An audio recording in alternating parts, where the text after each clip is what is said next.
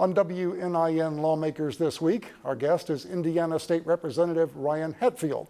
We'll also get an update from the Indiana General Assembly. That's coming up next on WNIN Lawmakers.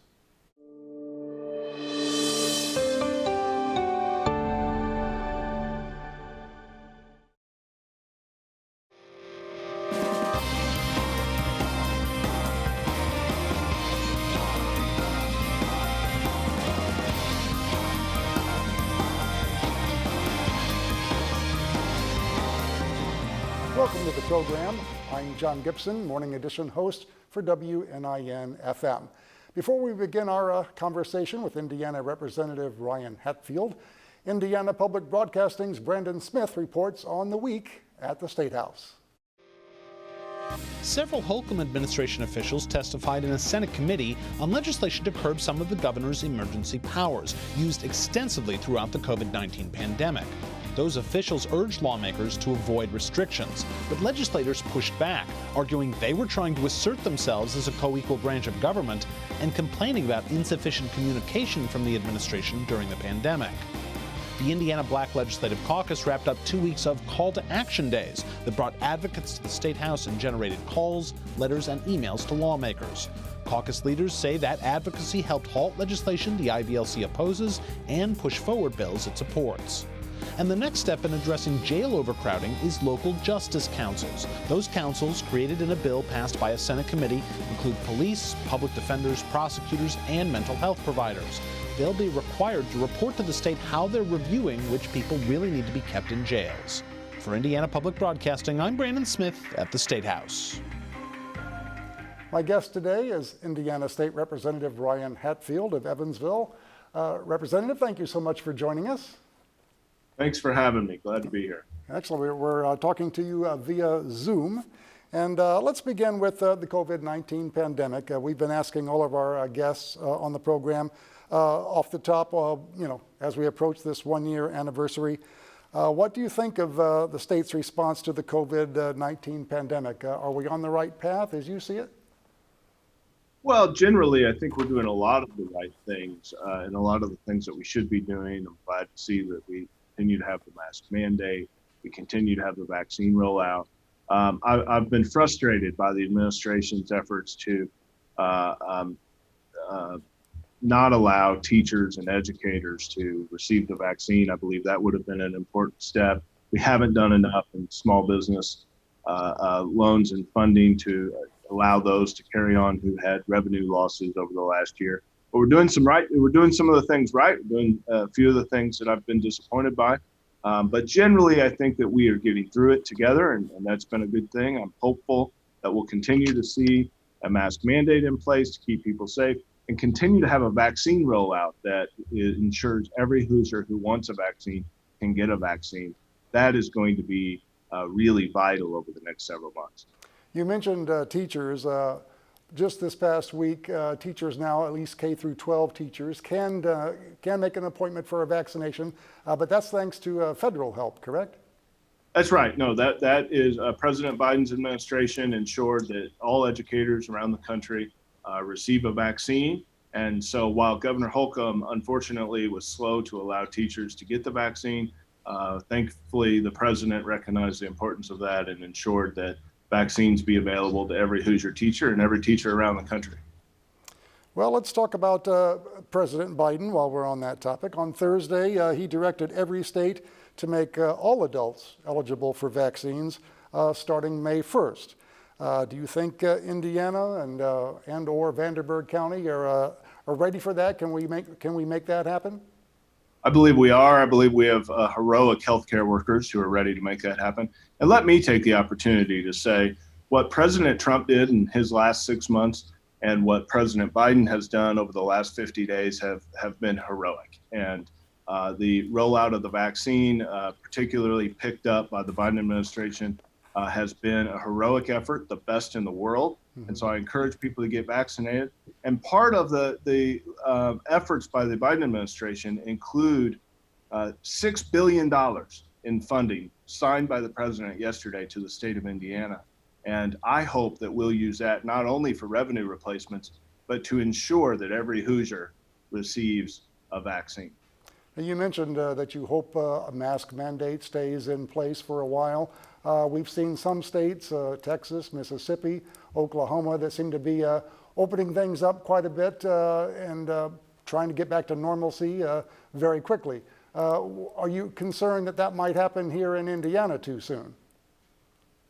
You know, I am concerned. I'm concerned about the direction that the Holcomb administration will take. However, he has been proactive on masks. I've appreciated his effort on masks, and I hope he'll stay the course. What the science, what CDC, what the federal government is telling us is that in order to protect Hoosiers, in order to drive down the virus, in order to beat the virus, we've got to keep that mask mandate and keep our gatherings small through the vaccination period. And as you heard from the president last night, John, we expect every American, every Hoosier to be able to be vaccinated by the month of May. In the state of Indiana, that's a special month given the 500. And so I'm hopeful that by the Indianapolis 500, every Hoosier will have been vaccinated, that will continue to wear a mask to protect each other, and that we'll be able to enjoy the holiday and summer season without the restrictions that we've seen over the last year. You mentioned that you appreciate a lot of what Governor Holcomb has done during the pandemic. Let's talk about a bill that seeks to restrict his executive powers somewhat. You voted against House Bill 1123. It would limit the governor's emergency powers. That bill, as well as Senate Bill 407, are in response to Governor Holcomb's orders during the pandemic. Why did you vote against the measure? Two primary reasons. The first is that we have a part-time legislature. It's called a citizen legislature. It means that folks like me who are elected to serve in the General Assembly are in session, actually voting out legislation January 1 to May 1. And so it is vital that in order to be able to react to emergencies, that we have a government operation that is able to respond to emergencies that happen from May 1 to the end of the year. We have one of the weakest, the second reason is that we have one of the weakest governorships in the country. And there are some positive aspects of having a weak governorship. However, it is vital that the governor be able to react, that we have somebody who is in charge of emergency situations and somebody who is responsible for the reaction to emergencies. And I believe that the powers that lie in those emergency statutes are for that reason. I believe the governor used them appropriately, and I don't see any reason to rein them in. Supporters would say reining him in is important because there are essentially 150 of you as opposed to just the one person. It would allow him, as I understand it, 30 days, in the case of an emergency before the General Assembly would take any action. Why not give the General Assembly that stand, that input? Well, first of all, you have a General Assembly that can meet and gather every January and handle any business that is needed. But to bring the legislature in every 30 days costs Hoosiers millions of dollars, oftentimes to do what I believe to do what the governor was able to do under the emergency powers. And so they are very defined. They're very narrow. I believe the governor used them appropriately, and I am supportive of the governor having that ability to react to pandemics and emergencies. So you're saying that calling special sessions of the General Assembly would be costly? Very. Yeah. All right. Well, let's move on to what's happening in the General Assembly this year as well, and that, of course, is the state budget. It is a budget year, as you mentioned. As you see it, how is the budget looking at this point? You know, I've been disappointed by the Republican majorities that continue to prioritize corporate tax cuts over Main Street issues. One of those issues is teacher pay. You know, oftentimes politicians on both sides of the aisle say things that might be grandiose or be a little further than they can promise. But, you know, Republican speakers have promised, the governor has promised for the last 4 years, every year, a teacher pay increase. They failed to deliver it. They've refused to deliver it while they continue to give major tax cuts to corporations that profit millions off the backs of Hoosiers. My proposal is that we increase, I've filed a bill the last couple of years, that we increase the minimum teacher pay to $50,000. Now, Republicans would say that that's a costly investment. Don, I'm going to take just a second here to explain how you can pay for that. Through the Biden bill that passed and that was signed into law yesterday, Indiana is going to receive $6 billion. Right. I'm calling on the governor to replace revenues to $3 to $4 billion, but to use $1 billion of the $6 billion in federal money from the Biden bill that Indiana will receive. I'm calling on the governor to spend $1 billion on teachers. What does that do? It allows you to increase minimum teacher pay to $50,000 a year and increase every public school teacher's salary by 25%. We've seen political courage go by the wayside in Indiana, refuse to give teachers pay raises. And so I want to do it in one big swoop, recognizing we likely won't revisit it for a while. I'm calling on the governor to spend $1 billion in teacher pay increases. You can do two things with that. Increase teacher pay by 25% per public school teacher and increase the minimum teacher pay to $50,000 a year. We'll see an influx of good teachers into the system, a boost for public education, revenues increase off taxes paid. It's a win-win-win across the state for Indiana. I'm calling on the governor to spend $1 billion of Biden's $6 billion in that way. Speaking of education measures, you voted against House Bill 1005, which was approved in the House in February. That bill expands eligibility for the Choice Scholarship Program. I'm guessing that's something you obviously you did not support. Why did you vote against it? Well, for some of the reasons I just discussed. We continue to tell public school teachers that they're vital to the system. We continue to thank them for the hardest year in memory, but we continue to lie to them and tell them that we're going to give them a pay increase and then leave it out of the budget. And so the House Bill 1005 takes tens of millions of dollars out of the public school system and puts it into voucher system, of which we know 80% or more go to families that were already in private schools.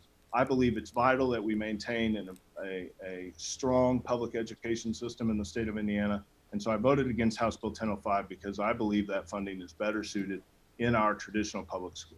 Do you believe any public money should go to private schools? Well, look, the reality is that the voucher system has grown in the state of Indiana to where I'm not proposing that we get rid of it. However, when a large share, when just a small percentage of the Indiana Hoosier children go to private schools, but the share of funding continues to grow and grow, we're subsidizing those private schools at the behest or on the backs of public school children. And so it is in our Constitution that we hold a strong and fund a strong public school system. I believe that the dollars in House Bill 1005 would be better suited to go to those traditional public schools. Well, up at the State House, again back in February, members of the Indiana Black Caucus were booed. They received some boos while raising concerns for legislation that they say is discriminatory. Were you there when this happened, and how do you feel about the way the leadership has responded to that incident? I was in the chamber and disheartened, but I got to tell you, this is the first year that I've been a part of where I've seen the decorum in the chamber decrease. And I don't want to presume what some of the reasons are for that, but I've been disappointed by it, disheartened by it. I've been a part of the conversations and how we move forward. I've been pleased by the speaker's rhetoric that he intends to keep us to a higher standard of decorum. I hope that he'll continue to do that. I know that he's had conversations with the Black Caucus. I think those are vital that as we move forward, and perhaps some training and other measures need to be in place. But the decorum, we've seen a lack thereof in the state of Indiana. I'm hopeful the speaker will do a little better job going forward. Do you have any suggestions or ideas on how to improve decorum in the General Assembly? Well, first and foremost, it's never appropriate to boo a lawmaker who is providing their insight from the podium and giving their view based on their experiences with their constituents. And so from the outset, the booing, the jeering that has been happening this session needs to stop and needs to. But I'll tell you what else, and I think that it's indicative of what's happening in our culture. We need to continue to talk to each other, get to know each other. Part of the pandemic has kept us separated from ourselves. When I got to the legislature in 2017, some of the first things I did was I sat down with Republican lawmakers on the other side and got to know them, got to know their families. They're Republican lawmakers. I know their children. And that is vital in creating relationships that show respect towards one another, even when we disagree. You are obviously a Democrat in a Republican supermajority General Assembly. Do you feel like you're being heard? Is there much you can do when you're in the party that is in such a small minority? You know, it's hard. There's no doubt about it. I don't want to sugarcoat it. But Democrats have had successes over the years. We've been able to alter legislation. And so from a political standpoint, we'll continue the fight for those issues that we hold true. We'll continue to make our point heard. But I oftentimes talk about there's the political arguments, and then there's the governing argument. And Democrats in the basement of the Capitol, along with Republicans, are working every day to govern and to make sure that Indiana is moving forward. And so while Democrats understand that we face a majority of Republican lawmakers and that we're going to have political differences, Democrats continue to be a strong partner in the governing aspect, making sure that we're getting things right in Indiana. Another education bill that you authored, House Bill 1276, did not pass, as I understand it. It would eliminate some textbook fees and require public schools to provide necessary curricular materials to students. Why do you see that as important, and is there any chance that something like that can be passed in the future? You know, when I got elected, there were a couple of stories across the state, one in southern Indiana, one in central Indiana, where right around Christmas time, public school families received a bill. They received a bill for textbook fees. Some of them were $2, $3, but some of them were $200, $300, $400, $1,000. We are one of 7 states in the country that still nickel and dime families for textbooks that are required in the classroom. It's a rather small fiscal to pay, and I believe that when you sign up for public education, we ought not put barriers to success. And one of those barriers are public textbook fees. Those textbook fees can stick with kids for a long time, preventing them from succeeding in years further, sometimes at no fault of their own. And I believe that for the small price tag that it would take to wipe out textbook fees and to provide those textbooks as part of public education, I believe it allows every kid to have an opportunity in the classroom. And how would you then go about paying for those? You know, if those fees are removed, how would the textbooks be paid for? Sure. Well, one of the ways you can do it very simply is to take some of the funding that we just moved out of public education into the voucher system. That would be one of the ways. Another one of the ways is that you could use some of the $6 billion that the Biden administration just sent to Governor Holcomb in the state of Indiana to set up a system for those books to be paid for. There's also a mechanism in which you could do it through the public education system, the funding that's already there. You can do it one of 3 ways. All right, well, another education measure, also dealing with the cost of education, House Bill 1003, you co-authored it, as I understand. It deals with tuition support. Where does that bill stand, and what exactly would it do? Yeah, so it provides, just as you said, provides tuition support to Indiana Hoosiers students, particularly in light of this pandemic. Look, parents all over the state lost their jobs in this pandemic, and some of them are finding it hard to find work coming out of the pandemic. I believe that we're on track to get those folks back to work, but we want to make sure that a student's education is not more interrupted than it already has to be. We know that American children are going to fall behind if we don't make sure that they are in the classroom with their teachers and continuing their education. And we don't want the tuition barrier or the cost barrier to be a pandemic response to keeping them from continuing their education. This bill will ensure that those students can continue their education. And is that bill, has it passed, or is it still on the floor? Or It passed the House of Representatives. I was proud to co-author it. It goes to the Senate, where I believe it'll see a warm reception, and I'm hoping to send it to the governor very soon. Just resetting for our radio listeners, this is Lawmakers on WNIN FM, and our guest today is State Representative Ryan Hatfield of Evansville.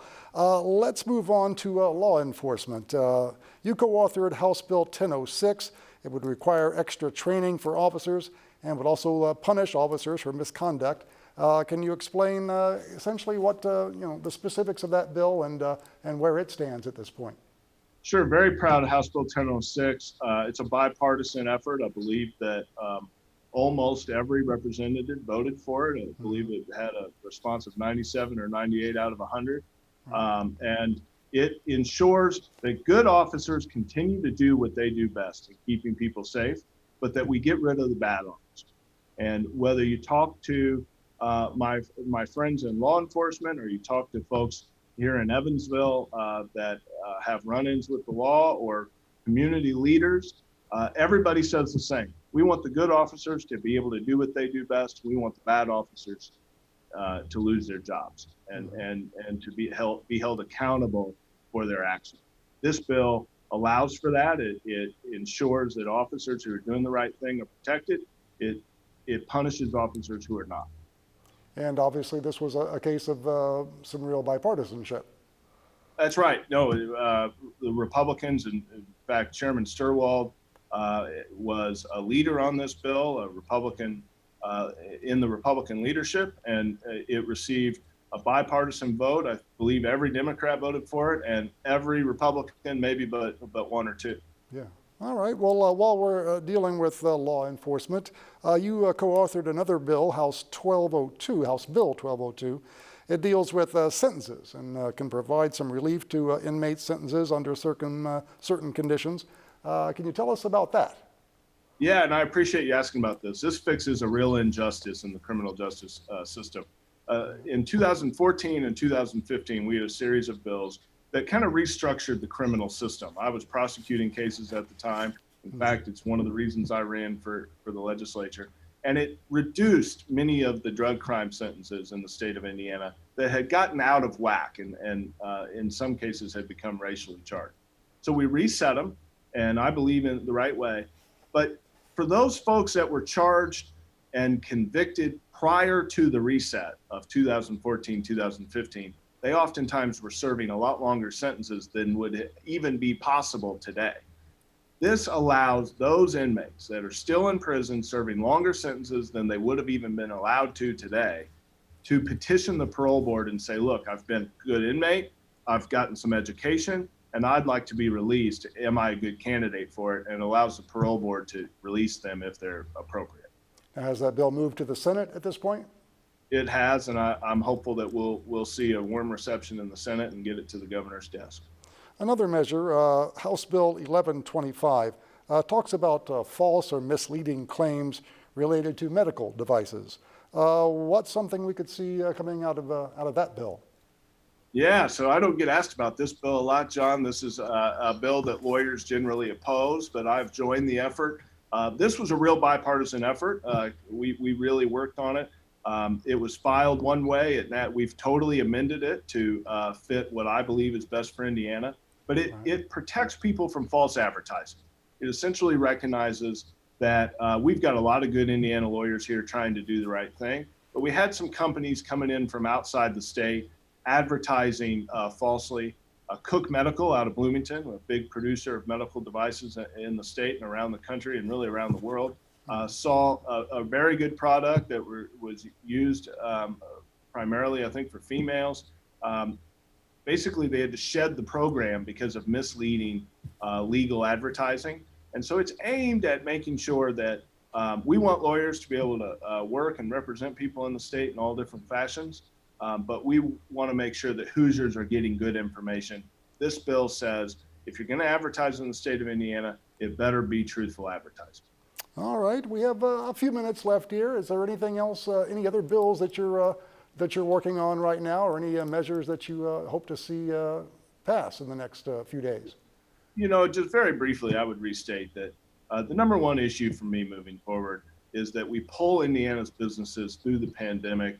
In many ways, they've led us through the pandemic, and we want to ensure that we're supporting them for For $1.25 billion from the Biden administration, we can give every small business a $5,000 pandemic check in the state of Indiana. We can increase the minimum teacher pay to $50,000, and we can increase every public school teacher's salary by 25%. We should do it tomorrow. I'm calling on the governor to do it. I'm hopeful that he'll agree that $1 billion out of $6 billion from the Biden administration should go to Indiana's teachers.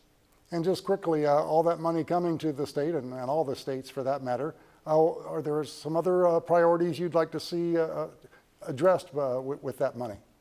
Look, I think it's appropriate to use it. I expect the Republicans will want to use it for revenue replacement. I think that's appropriate. That'll be $3 to $4 billion.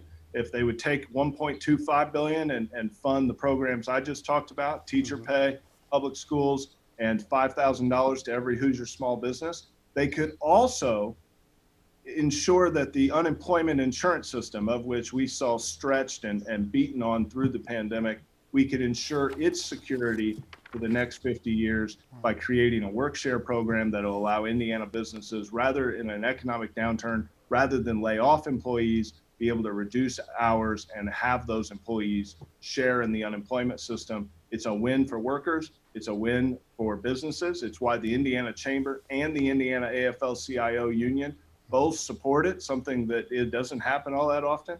And so I believe that one of the ways we could spend that money with just $2.5 million, we could set up that work share program and then help fund the unemployment insurance system so that Indiana is ready for the next pandemic or economic downturn. All right, we will have to leave it there. State Representative Ryan Hatfield, thank you so much for joining us. Thank you, John. We appreciate it. Next week, our scheduled guest is first-year Indiana State Representative Cindy Ledbetter. I'm John Gibson of WNIN FM. Thanks for joining us for WNIN Lawmakers.